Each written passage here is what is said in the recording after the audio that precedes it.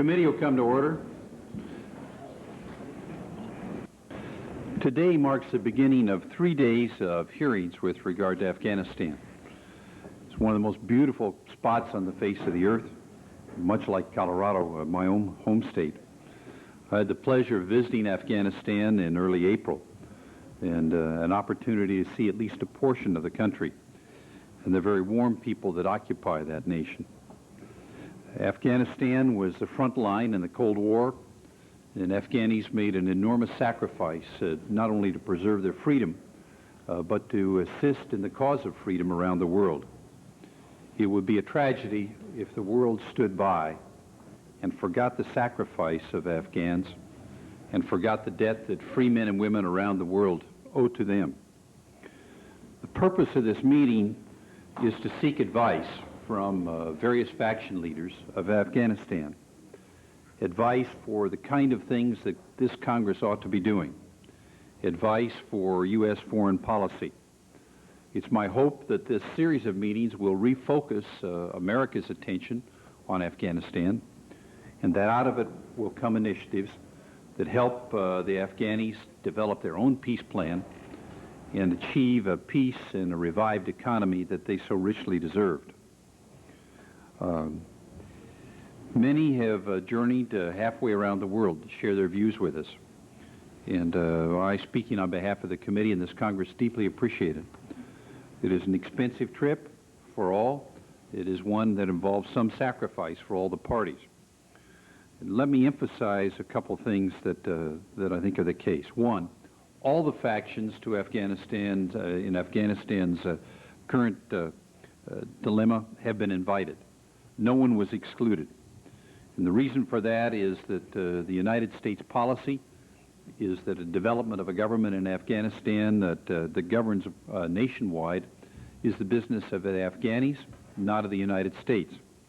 We view our role and our policy as one of being helpful, of being supportive, but not interfering and not trying to make decisions or dictates as to who ends up running the country.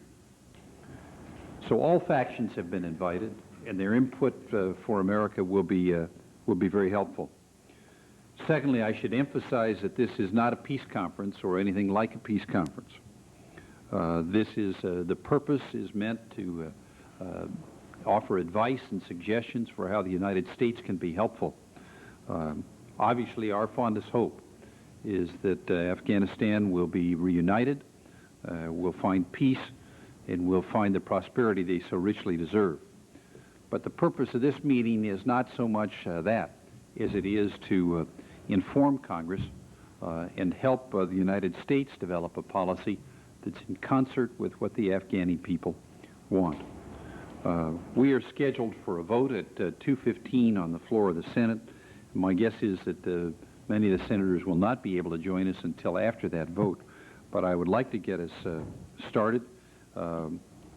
We have a number of panels. Our thought is to try and limit each panel to a half an hour of time in which they would be speaking.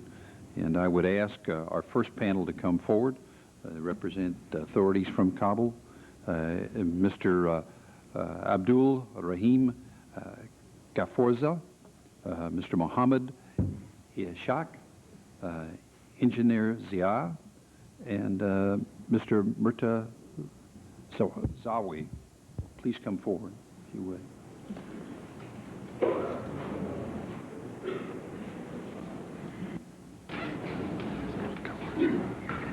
Ghafoorzai.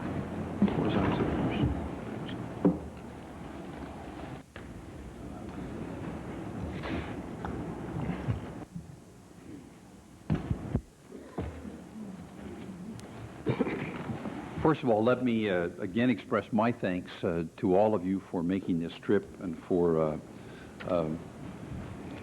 your assistance and help in involving American policy. I would emphasize that this is not a hearing in terms of what we normally have as legislative hearing.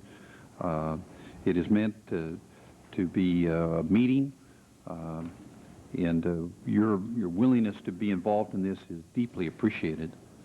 I might also mention that in a few minutes we will have a vote of the Senate, and we will close the meeting and I will run off.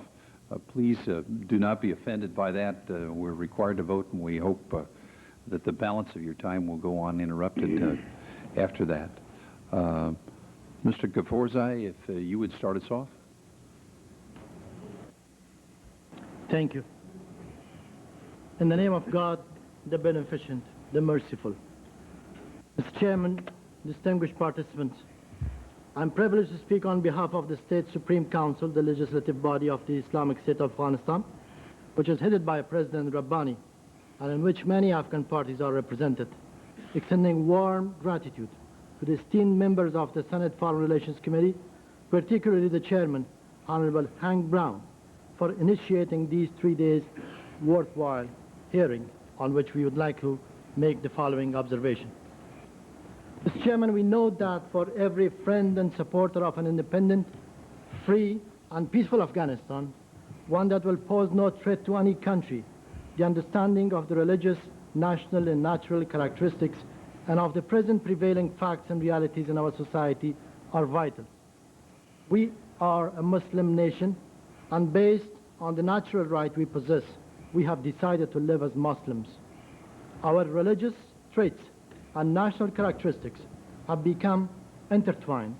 That has made us unique. That's why Afghans are naturally tolerant and moderate. Mr. Chairman, the Afghan nation in its unprecedented struggle against a big military machine burned like a candle but kept the surroundings lit. That victory was not hers alone. The victory was a victory of the world and the humankind against totalitarian forces. You, Mr. Chairman, you shared that victory. And rolling back the expansion of communism, then supreme opponent of the free world, the Afghan victory encouraged many captive nations in Eastern Europe and elsewhere, living under the 50-year-long tyranny, to liberation and democracy. All of us, we still remember the fall of Berlin Wall. The world waited 72 years to see election in the Russian society. Today, election is taking place in Russia, signaling the birth of democracy over the ashes of state dictatorship, for the realization of which Afghanistan's sacrifices contributed greatly. While in Afghanistan the flames of war continues to rise, the West extended its unreserved support to the process of democracy there, while these defenders of democracy and human rights are witnessing serious blows, shaking the foundation of these precious values in our country.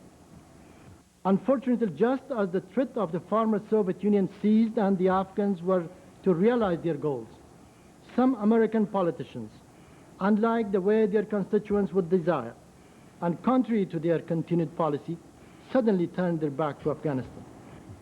The conflicting sides were left to themselves.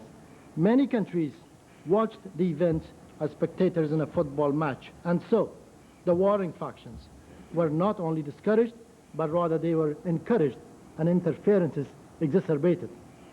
Even during the harshest winters in the besieged Kabul, where more than 1.5 million people were on the verge of total starvation, the world stood still and did almost nothing. The insignificant funds made available through the NGOs mostly went towards administrative, logistics, living and leisurely expenses of clerks outside Afghanistan. The United States, instead of looking at Afghanistan from Pakistani lenses, could have political presence in Kabul, the capital. That certainly would have enabled them to have a more realistic analysis of the Afghan situation, putting some pressure on Pakistani army intelligence circles to end its naked and aggressive interferences in an attempt to wrap up what developed into a regional trauma. Mahmoud Misteri, in his official report, openly admitted the Pakistani military interferences. What could be a better proof than the capturing of many Pakistani militias caught in the battle just south of Kabul, a number of whom are still under our custody? We are thankful to American scholar Professor Bernard Rubin for having clearly said on 9th of May 1996 in the Subcommittee Asian and the Pacific of the House of Representatives during a hearing in Afghanistan, and I quote, "The main obstacle to such agreement has been Pakistan, whose military and security establishment has long held the goal of transforming Afghanistan into Pakistani client," unquote. Mr. Chairman, what happened so far is in the past. We celebrate the fact that the United States is no longer the indifferent United States of yesterday. Today's gathering is a manifestation to that. The United States is a vast country with significant potential, and in our part of the world, has an effective influence. We hope that with the renewed interest and constructive revision of its policy in South and Central Asia, and particularly in Afghanistan, by reestablishing access and contact with the Afghan people, the United States can help in bringing peace to the war-torn Afghanistan. This can be done through a phased political process with the assistance of the UN Special Mission. Mr. Chairman, lately some ideas are floating regarding the convening of an international conference on Afghanistan. Just as indicated in our latest UN Security Council statement, we see this idea bearing two requirements. First, it must be aimed at the immediate cessation of foreign interferences in Afghanistan's internal affairs. And second, such conference must be convened at a time when inter-Afghan dialogue has produced beneficial results. Even then, it must be a supporting initiative to the idea of inter-Afghan dialogue and economic reconstruction projects which will enhance the peace process. In other words, it must be a supporting part of the solution, not the solution itself. Mr. Chairman, views are also expressed about the possibility of an arms embargo on Afghanistan. I must say that the arms embargo, according to international law and practice, should be applied against an aggressor or a state which violates the Charter of the United Nations about breach of peace, threat to the peace, or acts of aggression against another country. Afghanistan is a member of the United Nations itself is a victim of foreign intervention and aggression.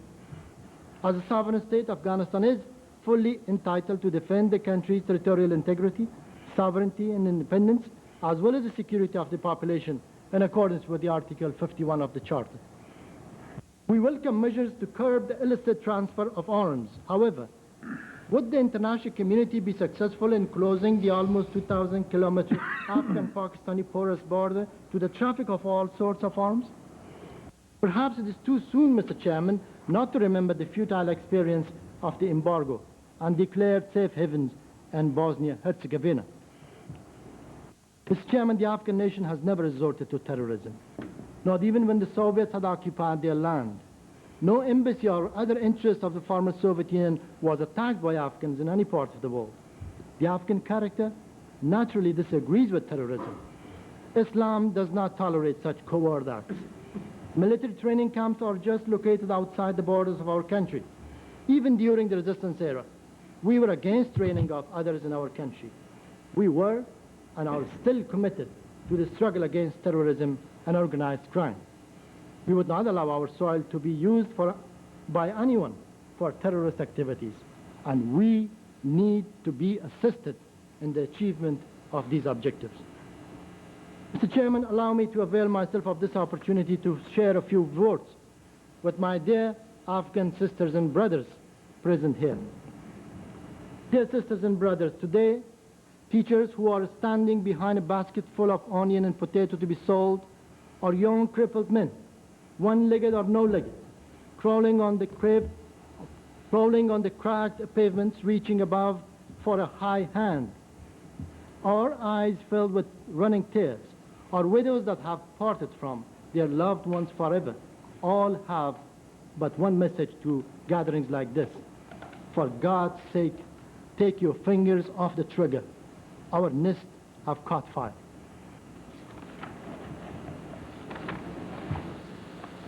Mr. Chairman, as far as the situation inside Afghanistan is concerned, if one is realistic, in most parts of the country, whether under the control of the state, the Taliban, or General Dostum, people's basic rights have